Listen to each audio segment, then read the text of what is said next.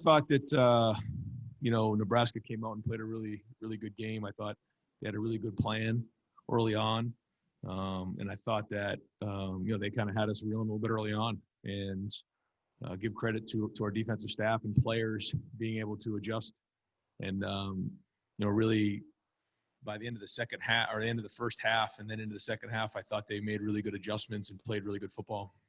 On the offensive side of the ball, we still left some things on the field, but overall I thought we made big plays. I thought Justin played well.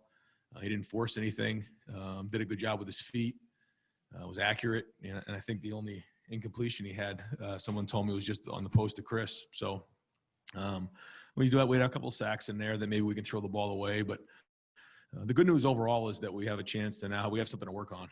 And so, now we got to get on the film and get better.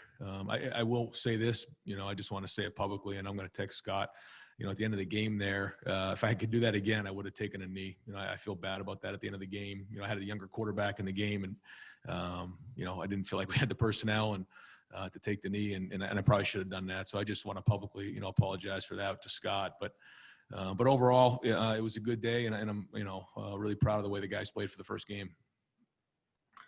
All righty, we'll open up the questioning with Austin Ward from Letterman Row. Austin. For the program, that sometimes a first half like that angers you guys, or you feel like you could do so much better. Then you look at the scoreboard at the end of the game, it's a blowout. Are you satisfied with what you saw in week one, or does it meet your standards heading into week two?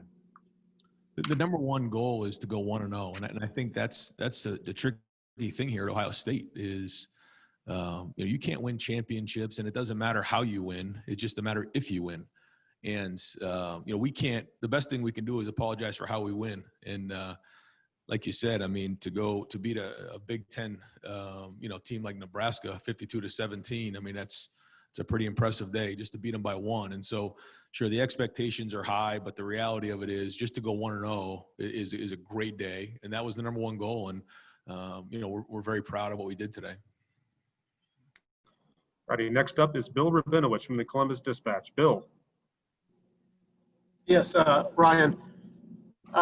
In terms of the defense, was it just a matter of, hey, this is just completely different than a practice, and it just takes time to kind of get used to the speed of the game, what they're doing, or was it something more concerning to you? No, I don't think so. If someone said to me, if you hold them to 17 points, would you take that? I would have signed them down the line. I thought very well done. Job well done. Yeah, they hit a couple big plays on us and everything, but but overall, I thought they did a really good job. And I'm proud of the way the guys played.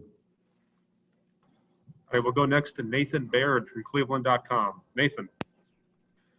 Brian, there was concern at some point how much Haskell would be able to play for you guys at all this season, certainly whether he'd be able to play this early. For him to be able not just to play, but have the impact he did, it seemed like he was a difference maker late in the first half. What did that mean to the team today?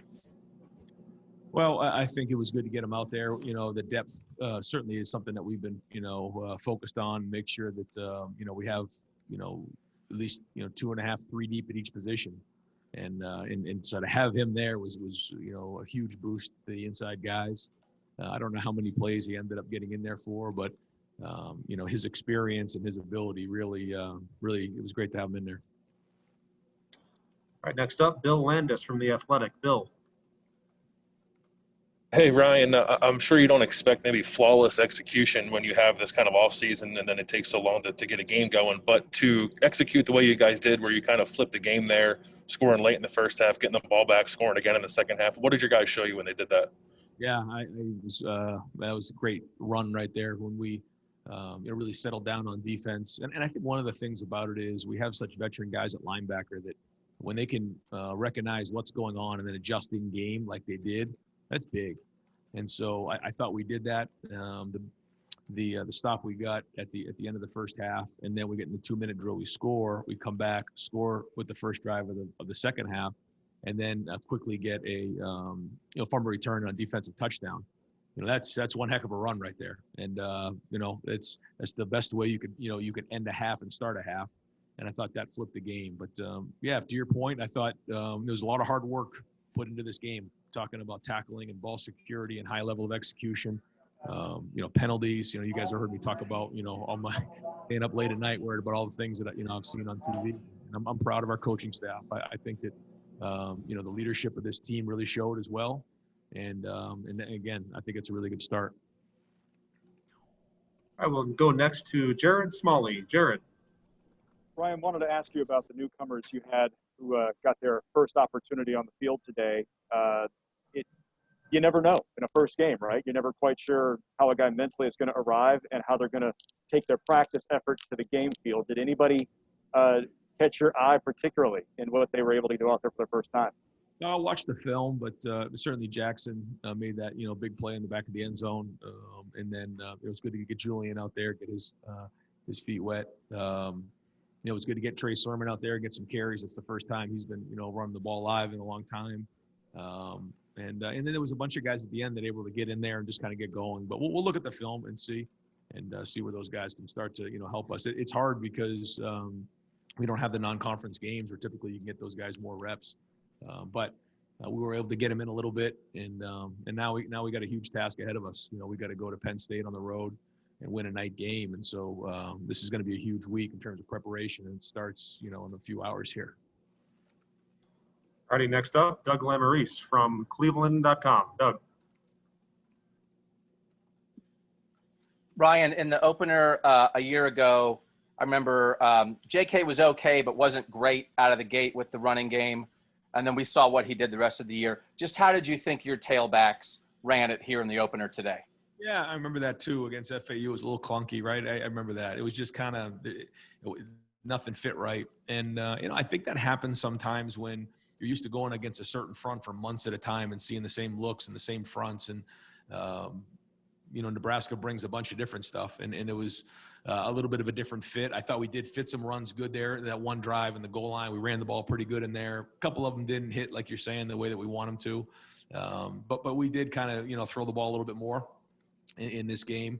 But we'll take a look at the film and see. I mean, I thought the offensive line still played really well. I thought they knocked people off the ball.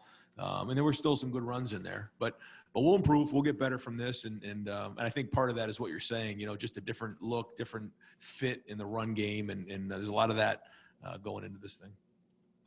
All right, next up, Brendan Gulick from Buckeyes Now on Sports Illustrated. Brendan. Hey, Coach, Chris Olave had a pretty impressive game today when he was in there, but obviously left the game. Can you give us any kind of update on how he's doing? He seemed good. He was in good spirits, had a good look in his eye, and that's all I really know at this point. So we'll kind of see what happens tomorrow morning. All right, we'll go next to Tim May from Letterman Row. Tim.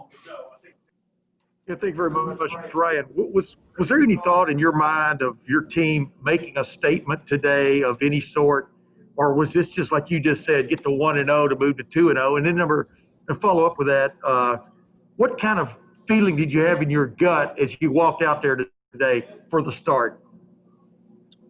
It was a strange feeling. It was, I can't sit here and say it wasn't different. It was. It's, guys making huge plays, and I feel like looking around saying, anybody just see that?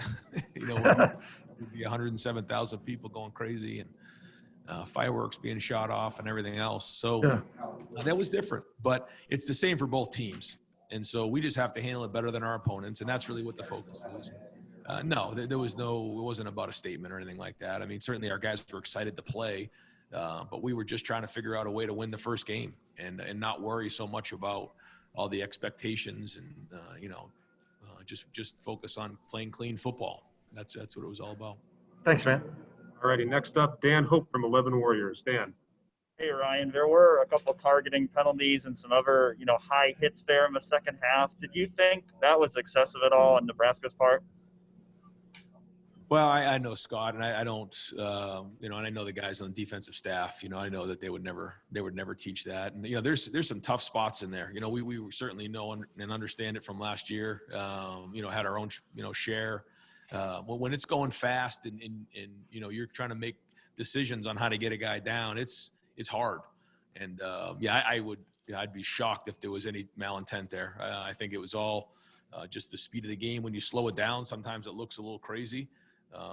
But at the same time, we understand you got to protect the players, and that's part of this right now, which isn't easy at times. So again, no, I don't think that anything like that was going on. All righty, go next to Adam Rittenberg from ESPN. Adam. Ryan, I know you had high expectations for Justin coming into the season, but having watched him now, how good can he in your passing game be overall this year? I don't know. We'll see. It's a good start, certainly, but it's everybody involved. It's the protection, it's the routes, it's all that stuff. There's just so much that goes into a passing game, and the timing, and the spacing, and the protection, and execution. So, we'll see. We're gonna, as we get into December, we're gonna be playing against some, in some tough weather. It's gonna get cold. It's gonna get windy. It's gonna get rainy, and those type of things. So we're gonna have to develop and really establish the run game in those games, which I feel really confident we will with our offensive line and our running backs. So we're always looking for a balance, but it was great to see now, and Justin into his second year looks so comfortable back there today.